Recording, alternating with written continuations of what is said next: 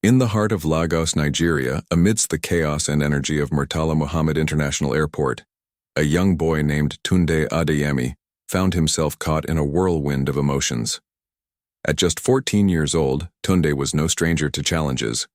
Growing up in a modest neighborhood where opportunities were scarce, he had always relied on his sharp mind and unwavering determination to stand out. Today, however, fate seemed to have something extraordinary in store for him. Tunde had been chosen as one of 5 students from his school to represent Nigeria at an international science fair in Dubai, a dream come true for someone who spent most of his free time tinkering with gadgets and solving puzzles. His teachers often joked that if there were a problem too complex for anyone else, Tunde would be the one to crack it. But as he rushed through the crowded terminal, clutching his boarding pass tightly, little did he know that this trip would test not only his intellect, but also his courage. The airport buzzed with activity. Travelers dragged suitcases behind them. Announcements blared over loudspeakers, and the smell of freshly brewed coffee wafted through the air. Tunde navigated the sea of people, trying to make sense of the signs pointing toward Gate 27, where his flight was scheduled to depart. He was already cutting it close. The clock ticked closer to departure time with each passing second. Yet, despite the urgency, something unusual near the gate caught his eye. A man dressed in navy blue overalls, clearly identifiable as part of the ground crew, was crouched beside a sleek private jet parked a short distance away. The aircraft gleamed under the harsh fluorescent lights of the hangar, its polished surface reflecting the hustle and bustle around it. Most passengers wouldn't have given the scene a second glance. It wasn't uncommon to see maintenance, workers attending to planes before takeoff. But Tunde's curiosity was piqued. He slowed down, pretending to tie his shoelaces so he could observe without drawing attention. The man appeared nervous, glancing over his shoulder repeatedly as though afraid of being watched. In his hands, he held what looked like a small black box, something Tunde couldn't quite place. With swift movements, the man opened a panel near the landing gear compartment and slipped the device inside before quickly closing it again. Then, without another look back, he stood up and walked away, disappearing into the labyrinth of terminals and hangars. Tunde's heart raced. Something about the man's behavior didn't sit right with him. Was it paranoia? Or was it the fact that the device seemed out of place on a plane?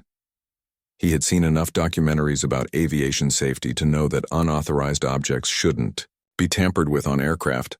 But what could he do? He was just a teenager running late for his own flight.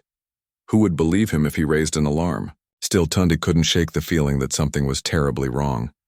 His mind raced through possibilities, weighing the risks of speaking up versus staying silent.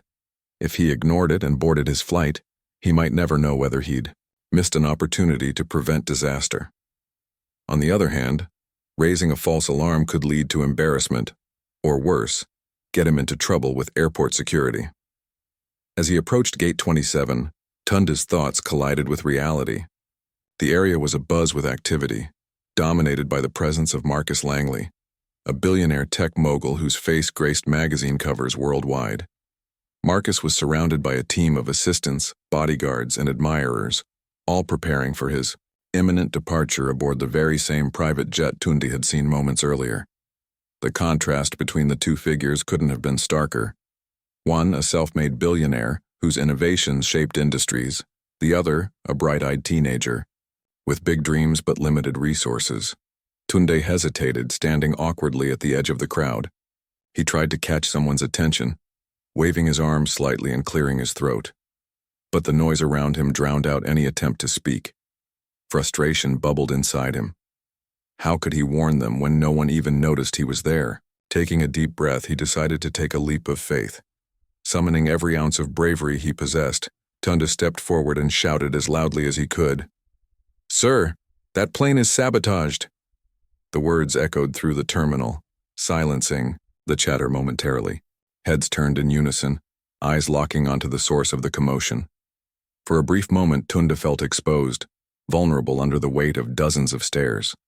Some faces registered confusion, others amusement, and a few even annoyance. Yet, amid the sea of reactions, one pair of eyes stood out, those of Marcus Langley himself. Marcus, tall and commanding, raised an eyebrow as he studied the boy. Despite the skepticism etched across his features, there was a flicker of intrigue. After all, Marcus had built his empire on taking calculated risks and trusting his instincts. And something about Tunde's earnest expression made him pause. Perhaps it was the urgency in the boy's voice or the way his hands trembled slightly as he pointed toward the jet. Whatever it was, Marcus decided it was worth investigating. "Explain yourself," Marcus said calmly, motioning for his security team to step aside so Tunde could approach. The boy swallowed hard, aware that all eyes were now on him. Summoning his courage once more, Tunde recounted what he had witnessed: the suspicious mechanic, the strange device, and his gut feeling that something catastrophic was about to happen. Though some dismissed his claims as the ramblings of an overactive imagination, Marcus listened intently. He knew better than anyone how valuable intuition could be. After a tense discussion with his team, Marcus ordered a full inspection of the aircraft.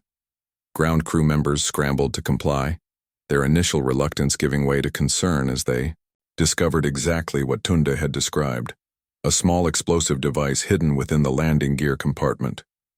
The revelation sent shockwaves through the terminal.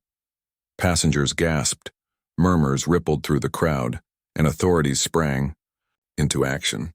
Meanwhile, Tunde stood quietly, overwhelmed by the magnitude of what he had uncovered. He hadn't set out to be a hero. He simply followed his instincts. But in doing so, he had potentially saved countless lives, including that of Marcus Langley, whose gratitude would soon transform both their futures in ways neither could have anticipated. The moment Tunde shouted his warning, the atmosphere at Gate 27 shifted dramatically. The bustling energy of the terminal gave way to an eerie silence, as all eyes turned toward the boy who had dared to interrupt the carefully orchestrated departure of a billionaire. For a few seconds, it felt as though time itself stood still. Passengers paused mid-step, security guards straightened their postures, and Marcus Langley's entourage exchanged uneasy glances. No one knew what to make of this scrappy teenager with wide eyes and a trembling voice. Tunde himself was overwhelmed by the sudden attention. His heart pounded in his chest like a drum, and his palms grew clammy. He hadn't expected his shout to command such focus or scrutiny. As the crowd stared at him, some with disbelief, others with curiosity, he wondered if he'd made a terrible mistake. What if he was wrong? What if everyone laughed at him or worse, accused him of causing unnecessary panic? But deep down, Tunde knew he couldn't ignore what he'd seen. The image of that nervous mechanic slipping something into the plane was burned into his memory. Marcus Langley, ever the calm and composed figure, broke the tension by stepping forward. His towering frame exuded authority, and his sharp gaze locked onto Tunde as though trying to peer into the boy's soul. "You," Marcus said, his voice steady but firm, pointing directly at Tunde. "Tell me what you saw." For a brief moment, Tunde felt frozen. How could he explain something that even he barely understood? Taking a shaky breath, he began recounting the details: the mechanic in overalls, the suspicious behavior near the landing gear compartment, and the small black box that seemed out of place. He spoke quickly, his words tumbling out in a rush, afraid someone might cut him off before he finished. As Tunde spoke, Marcus listened intently, his expression unreadable. While many around him dismissed the boy's claims as fanciful or exaggerated, Marcus had learned long ago to trust his instincts. Over the years, his ability to spot potential threats, whether in business or personal safety, had saved him from countless dangers. And now, something about Tunde's story resonated with him. It wasn't just the boy's conviction, it was the specific details he provided, which suggested he wasn't merely guessing. Still, Marcus needed proof. Turning to his head of security, a burly man named Greg, he issued a simple command: "Check the plane, now." Greg hesitated for a fraction of a second, clearly skeptical, but Marcus's tone left no room for argument. With a curt nod, Greg motioned for two members of the ground crew to accompany him toward the private jet. While the inspection got underway, Marcus turned back to Tunde. "What's your name?" he asked, his tone softer now, almost fatherly. "Tunde Adeyemi, sir." the boy stammered, still clutching his boarding pass tightly. Well, Tunde, Marcus continued, placing a reassuring hand on the boy's shoulder. If you're right about this, you've done something remarkable today, something I won't forget. Tunde managed a weak smile, though his nerves were still frayed. Around them, whispers spread like wildfire among the passengers and staff. Some praised Tunde's bravery, while others muttered sarcastically about false alarms and unnecessary delays. A few even snapped photos of the scene with their phones, eager to share the drama online. Amid the chaos, Tunde felt both proud and terrified, unsure of how things would play out. Meanwhile, near the private jet, Greg and the ground crew worked quickly but thoroughly. At first, they found nothing unusual. The plane appeared to be in perfect condition, its sleek exterior gleaming under the airport lights. Just as Greg started to think the boy's claim was unfounded, one of the mechanics spotted something odd. Hidden within the landing gear compartment, a part of the plane, rarely inspected unless specifically flagged, was a small device. It was compact, unassuming, and expertly concealed, but there was no denying its presence. Greg's blood ran cold as he examined the object more closely. It didn't take long for him to confirm the worst. The device was rigged to explode mid-flight, likely causing catastrophic failure. If Tunde hadn't raised the alarm, the consequences would have been unimaginable. The thought sent chills down Greg's spine as he radioed the news back to Marcus. By the time Greg returned to Gate 27, the mood had shifted again. This time, it was filled with shock and relief. When Greg relayed the discovery to Marcus, the billionaire's face hardened. Though outwardly calm, his mind raced with questions. Who would dare sabotage his plane? And why? Marcus wasted no time addressing the growing crowd. Stepping onto a nearby platform, he raised his hands to quiet the murmurs. "Ladies and gentlemen," he began, his voice carrying authority and reassurance, "I want to thank you all for your patience during this unexpected delay.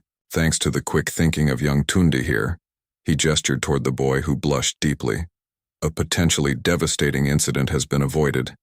A device was found on my aircraft, and authorities are currently investigating the matter." The announcement was met with gasps and applause. Passengers clapped enthusiastically, many turning to congratulate Tunde. Reporters who had been waiting idly nearby suddenly sprang into action, shoving microphones in the boy's direction and firing off questions. Cameras flashed as Tunde blinked, in surprise, overwhelmed by the sudden spotlight. He hadn't imagined that shouting a warning would lead to this kind of attention, but not everyone shared in the celebration. In the corner of the terminal, a man dressed in a dark suit watched the scene unfold with a scowl. He tapped furiously on his phone, sending a series of encrypted messages to an unknown recipient. The plan had failed, and now the stakes were higher than ever. Whoever had orchestrated the sabotage wouldn't take kindly to failure, and they certainly wouldn't overlook the fact that a teenage boy had foiled their scheme. Back at the center of the commotion, Marcus pulled Tunde aside. "For a private conversation, listen carefully," Marcus said, his tone serious yet kind.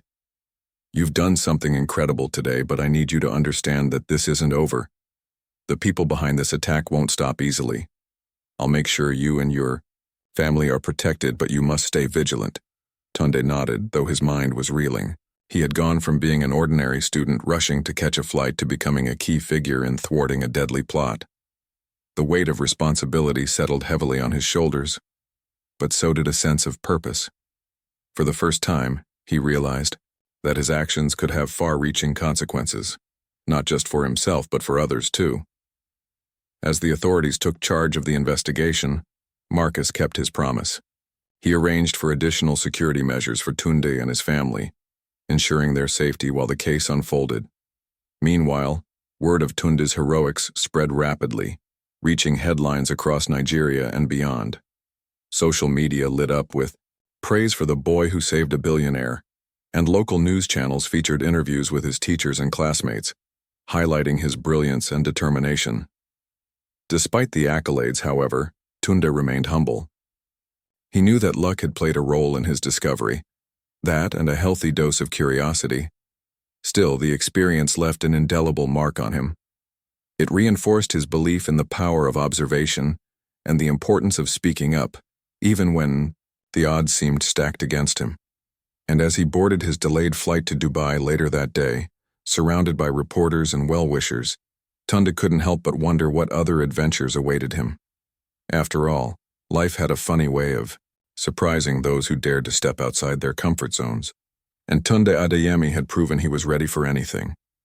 As the initial shock of the sabotage attempt began to settle, investigators worked tirelessly to uncover the truth behind the sinister plot. The device found in the landing gear compartment was sophisticated, a testament to the skill and resources of whoever had orchestrated the attack. It wasn't the work of an amateur. This was a calculated professional effort designed to eliminate Marcus Langley without leaving a trace. But who would go to such lengths, and why? The authorities quickly zeroed in on one possible motive: competition. Marcus Langley wasn't just any billionaire. He was a visionary whose innovations in renewable energy technology had disrupted entire industries. Recently, he had announced a groundbreaking project that promised to revolutionize solar power storage, making it cheaper and more efficient than ever before. This development threatened major players in the fossil fuel sector, and even some tech giants who had invested heavily in competing technologies. Someone, it seemed, wanted Marcus out of the picture, and they weren't afraid to take innocent lives along with him. While detectives pieced together clues, Tunde Adeyemi became an overnight sensation. News outlets hailed him as a hero, painting him as the unlikely savior of one of the world's most influential men. Social media buzzed with admiration for the young boy who had trusted his instincts and acted courageously. Memes featuring Tunde's face alongside phrases like "the kid who saved the billionaire" went viral, and hashtags like "Nog Tunde the hero" trended worldwide. Even late-night talk show hosts cracked jokes about how a 14-year-old had done what entire security teams couldn't. But fame came with its own set of challenges. Back home in Lagos, Tunde's life changed almost overnight. Strangers approached him on the streets, asking for selfies or autographs. Teachers at his school praised him during assemblies, calling him a role model for his peers. Yet not everyone was supportive. Some classmates whispered behind his back, accusing him of exaggerating his role in the incident or seeking attention. Others teased him mercilessly, saying things like, "What's next, Tunde? Are you going to save the president now?" At first, Tunde tried to brush off the negativity. He reminded himself that he hadn't sought the spotlight. It had found him. Still, the constant scrutiny weighed on him. For every person who celebrated his bravery, there was another who doubted his intentions. Online trolls questioned whether he'd truly seen anything suspicious or if he was simply lucky. One viral comment read, "He probably tripped over his shoelaces and accidentally stumbled onto the bad guy." Though meant as a joke, comments like these stung. Amidst the chaos, Marcus Langley reached out personally to thank Tunde once again. During a private video call arranged by Marcus's team, the billionaire expressed his gratitude in no uncertain terms. "I owe you my life," Marcus said, his tone sincere. "And I don't take debts lightly. If there's anything I can do to repay you, consider it done." Tunde, still shy despite his newfound fame, hesitated. I didn't do it for repayment, sir," he replied softly. "I just saw something wrong and thought I should say something." Marcus smiled warmly. "That's exactly why you're special, Tunde. Most people wouldn't have spoken up. They'd have doubted themselves or been too scared. But you trusted your gut and took action. That's rare. And because of that, I want to offer you something." With those words, Marcus extended an invitation that would change Tunde's life forever. After the science fair in Dubai, Marcus invited Tunde to visit his headquarters in Silicon Valley. There, Tunde would join a mentorship program designed to nurture young innovators. The opportunity was beyond anything Tunde had ever dreamed of, working alongside some of the brightest minds in the tech industry. Learning directly from Marcus Langley himself, it sounded like something out of a movie. Yet as thrilled as Tunde was, he couldn't ignore the lingering sense of danger. The saboteurs hadn't been caught, and their motives remained unclear. Worse still, Tunde knew he was now a loose end, a witness who could identify the mechanic involved in planting the device. What if they came after him? What if his family was targeted? These fears gnawed at him, keeping him awake at night. Marcus, aware of the risks, took immediate steps to ensure Tunde's safety. He arranged for round-the-clock security for Tunde and his family, hiring a team of professionals experienced in threat assessment and protection. Marcus also instructed his legal team to assist Tunde's parents in securing visas and relocating temporarily if necessary. "Your safety is non-negotiable," Marcus told Tunde firmly. "You've already proven your courage. Now let us handle the rest." Despite these precautions, Tunde couldn't shake the feeling that he was being watched. One evening, while walking home from school, he noticed a black sedan parked across the street. At first, he thought nothing of it, until he realized the car followed him as he turned corners. His heart raced as he quickened his pace, clutching his backpack tightly. When two men stepped out of the vehicle and called his name, Tunde's instincts kicked in. Without hesitation, he darted into a nearby market, weaving through crowds of shoppers until he lost sight of the sedan. Shaken but unharmed, Tunde immediately contacted Marcus, recounting the incident in detail. True to his word, Marcus escalated the situation, sending additional security personnel to monitor Tunde's movements 24/7. He also alerted local law enforcement, urging them to prioritize the investigation into the sabotage attempt. For Tunde, this close call served as a stark reminder that the danger wasn't over, not by a long shot. Balancing his new responsibilities with his old life proved challenging. Tunde's friends struggled to relate to him now that he was constantly accompanied by bodyguards. His parents, though grateful for the protection, worried about the toll it was taking on their son. Even attending school felt different. Teachers treated him with kid gloves and assignments piled up as he juggled interviews and public appearances. Through it all, Tunde clung to one thing: his passion for innovation. Despite the whirlwind surrounding him, he refused to let fear or distractions derail his dreams. Every spare moment was spent sketching designs, tinkering with gadgets, and brainstorming ideas for inventions that could make a difference. Inspired by the sabotage attempt, he began working on a prototype for a portable scanner, capable of detecting hidden explosives on aircraft, a project he hoped might prevent similar incidents in the future. Marcus, impressed by Tunde's determination, offered guidance and resources to help bring the idea to life. "You've got the spark of genius," Marcus told him during one of their calls. "Don't let anyone or anything extinguish it." For Tunde, these words were more than encouragement. They were a lifeline. In a world suddenly filled with uncertainty, his creativity became his anchor.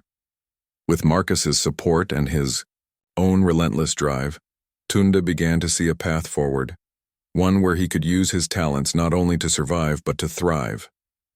Little did he know, however, that the greatest chapters of his journey were yet to unfold. The black sedan incident left Tunde Adeyemi shaken, but more determined than ever. He realized that the people behind the sabotage attempt weren't just dangerous, they were relentless. Every corner he turned, every shadow in the street felt like a potential threat. Yet instead of letting fear consume him, Tunde channeled his energy into something productive: his invention. The idea for a portable scanner capable of detecting hidden explosives on aircraft had taken root in his mind, and now it became his mission. It wasn't just about personal safety anymore. It was about ensuring no one else would have to endure the terror of an unknown danger lurking in plain sight. Marcus Langley noticed this shift in Tunde almost immediately. During their frequent calls, Marcus could hear the passion in the boy's voice as he described his progress on the prototype. "It's not just a machine," Tunde explained one evening, his words brimming with excitement. "It's a way to protect people, like what happened to you doesn't happen again." Marcus listened intently, impressed not only by Tunde's technical knowledge but also by his sense of purpose. Here was a young boy who had faced death threats and public scrutiny, yet he chose to focus on solving problems rather than dwelling on them. To help Tunde bring his vision to life, Marcus arranged for him to collaborate with a team of engineers at his company's research facility in Silicon Valley.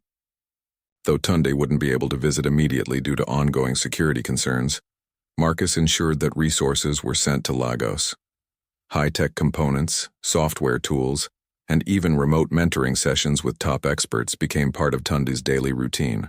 For the first time, he felt like he belonged to something bigger than himself, a global network of innovators working toward a common goal.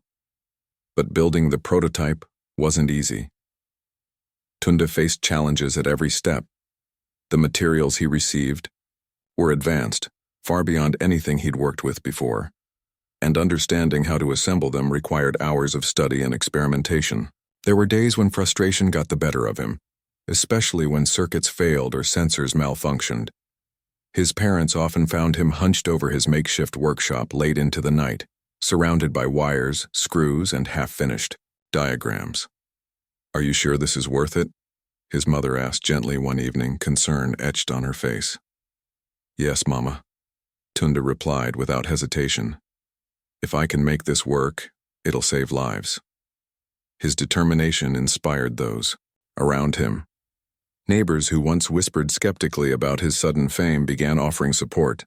A local electrician volunteered to help troubleshoot wiring issues, while a retired physics teacher from Tunde's school dropped by regularly to offer advice. Slowly but surely, Tunde's project started taking shape. What began as a rough sketch on a piece of paper evolved into a sleek handheld device capable of scanning metal surfaces for anomalies. When tested on small objects, it accurately identified irregularities, proving that the concept worked. Meanwhile, the investigation into the sabotage attempt continued, though progress was slow. Authorities had traced the mechanic seen near Marcus's plane to a shell company linked to a rival tech firm based in Europe. However, concrete evidence remained elusive. The saboteurs seemed to operate in shadows, covering their tracks meticulously. Investigators warned Tunde and Marcus that until arrests were made, vigilance was crucial. This meant Tunde couldn't let his guard down even for a moment. One day, while testing an upgraded version of his scanner, Tunde encountered another close call. As he walked home from a nearby electronics store carrying new parts, he noticed the same black sedan from weeks earlier parked outside his house. This time, however, the men inside didn't bother hiding their intentions. One of them stepped out, calling Tunde's name loudly enough to draw attention from passers-by. Panic surged through him, but years of quick thinking kicked in. Instead of running directly home where his family might be at risk, Tunde ducked into a crowded internet cafe and immediately contacted his security detail. Within minutes, armed guards arrived, dispersing the suspicious individuals and escorting Tunde safely back to his house. Though shaken, Tunde refused to let the incident derail him. If anything, it fueled his resolve. "They're scared," he told Marcus during their next call. "Scared because they know I'm onto something big." Marcus agreed, praising Tunde's resilience. "You're stronger than they are," he said firmly. "And soon your invention will prove it." As Tunde fine-tuned his prototype, preparations for the International Science Fair in Dubai intensified. Knowing that his participation would put him under even more scrutiny, Marcus ensured that Tunde traveled with a robust security team. The Billionaire also arranged for Tunde to present his invention at a special exhibition hosted by his company after the fair. It was an opportunity unlike any other, a chance to showcase his work on a global stage and attract funding for further development. When the day finally came for Tunde to board his flight to Dubai, emotions ran high. His parents hugged him tightly, tears streaming down their faces. "Make us proud," his father said, his voice thick with emotion. Tunde nodded, promising to do just that. As he settled into his seat aboard the plane, flanked by discreet, yet vigilant bodyguards, he allowed himself a rare moment of reflection. From being an ordinary teenager rushing to catch a flight in Lagos to becoming a symbol of hope and innovation, his journey had been anything but predictable. In Dubai, Tunde quickly became the star of the science fair. Judges and attendees alike marveled at his prototype, which combined cutting-edge technology with practical applications. News outlets covering the event hailed him as a prodigy, drawing comparisons to legendary inventors like Thomas Edison and Nikola Tesla. But for Tunde, the real victory came when Marcus joined him on stage during the closing ceremony. Together, they announced plans to mass-produce the scanner, making it accessible to airlines and airports worldwide. "You've done something extraordinary," Marcus told the audience, his arm resting proudly on Tunde's shoulder. "This young man has shown us that courage, curiosity, and creativity can change the world. Let's honor his example by supporting innovations that protect and empower humanity." The applause that followed was thunderous, echoing through the grand hall like a wave of gratitude. For Tunde, it was validation, not just of his hard work, but of his belief that anyone, regardless of age or background, could make a difference. As he stood there, basking in the glow of accomplishment, he knew this was only the beginning. The road ahead would be challenging, filled with obstacles and adversaries. But Tunde Adeyemi was ready. After all, he had already proven that even the smallest voice could spark monumental change. Months after the International Science Fair in Dubai, Tunde Adeyemi's life had transformed in ways he could never have imagined. The prototype scanner he had developed, a device born out of necessity and fueled by determination, had captured the attention of not just Marcus Langley but also governments, aviation authorities, and tech giants around the world. What started as a boy's dream to prevent tragedies was now on the verge of becoming a global solution. The announcement at the science fair had been met with overwhelming enthusiasm. Industry leaders praised Tunde's innovation as a game-changer for aviation safety, while humanitarian organizations highlighted its potential to save countless lives. Orders poured in from airlines eager to implement the technology, and regulatory bodies began discussions about making it mandatory for all commercial flights. For Tunde, this validation wasn't just personal, it was proof that his instincts and hard work mattered. But success came with new challenges.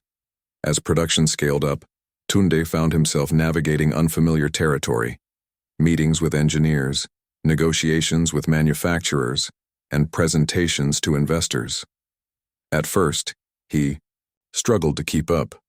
Sitting across from executives in suits who spoke in jargon-laden sentences made him feel small and out of place. Yet Marcus Langley remained a constant source of guidance and encouragement. "You're the brains behind this," Marcus reminded him during one particularly grueling meeting. "Never forget that. These people are here because of you." With Marcus's support, Tunde grew more confident. He learned to articulate his ideas clearly, defend his decisions firmly, and collaborate effectively with teams far older and more experienced than him. Slowly, he began to see himself not just as a student or an inventor, but as a leader, a role model for others like him who dared to dream big. Back home in Lagos, Tunde's story inspired a wave of change. His school established a STEM scholarship, fund in his name, aimed at supporting students from underprivileged backgrounds. Local businesses donated equipment and resources to set up a community innovation lab where young inventors could experiment freely. Even the government took notice, pledging to invest in programs that promoted science and technology education nationwide. Tunde became a symbol of what was possible when talent met opportunity, a beacon of hope in a country often overshadowed by challenges. Still, the shadow of danger lingered. Despite increased security measures, Tunde couldn't shake the feeling that those behind the sabotage attempt were still watching. Investigators had managed to trace the attack back to a powerful rival corporation, but key figures involved remained elusive. Authorities warned Tunde that until arrests were made, he needed to remain cautious. This meant living under constant protection, limiting public appearances, and avoiding predictable routines. For many, such restrictions might have felt suffocating, but Tunde refused to let fear dictate his life. Instead, he focused on using his platform to inspire others. Through social media, interviews, and virtual conferences, he shared his journey, emphasizing the importance of curiosity, courage, and resilience. "If I can do this," he often said, "anyone can." All you need is an idea and the willingness to fight for it. One of the most memorable moments came when Tunde returned to his hometown to address a crowd of aspiring innovators at a local youth summit. Standing on stage, microphone in hand, he looked out at hundreds of eager faces staring back at him. Some held notebooks filled with sketches of inventions. Others clutched prototypes cobbled together from scraps. Each one represented a spark of potential waiting to ignite. "I know how it feels to doubt yourself," Tunde began, his voice steady despite the weight of expectations. "To think your ideas aren't good enough or that no one will listen. But let me tell you something. Every great invention started as a thought in someone's mind. Every hero was once an ordinary person who chose to act. So don't wait for permission. Don't wait for perfection. Just start." His words resonated, deeply sparking cheers and applause that echoed through the auditorium. Afterward, dozens of young attendees lined up to speak with him, sharing their dreams and seeking advice. Tunde listened patiently, offering words of encouragement and practical tips. For many, meeting him was a turning point, a reminder that they too could overcome obstacles and achieve greatness. As time passed, Tunde's relationship with Marcus deepened into a genuine friendship. Though separated by age, wealth, and experience, the two men shared a bond rooted in mutual respect and admiration. Marcus marveled at Tunde's humility and drive, qualities he rarely encountered in adults, let alone teenagers. In turn, Tunde admired Marcus's generosity and commitment to nurturing young talent. Together, they planned initiatives to empower innovators worldwide, including funding scholarships, hosting hackathons, and establishing research hubs in underserved communities. Despite his growing responsibilities, Tunde never forgot his roots. On weekends, he visited his old neighborhood, spending hours mentoring children and helping teachers integrate hands-on learning into their curriculum. He also worked closely with his parents to ensure their family remained grounded amidst the whirlwind of fame and success. His father joked that Tunde was still expected to help fix the broken faucet in the kitchen, while his mother insisted on packing him lunches whenever he traveled. These small acts of normalcy kept him connected to who he truly was. By the end of the year, Tunde's scanner had been deployed in airports across several continents, earning widespread acclaim for its effectiveness and reliability. Incidents of undetected explosives plummeted, and passengers reported feeling safer knowing the technology was in place.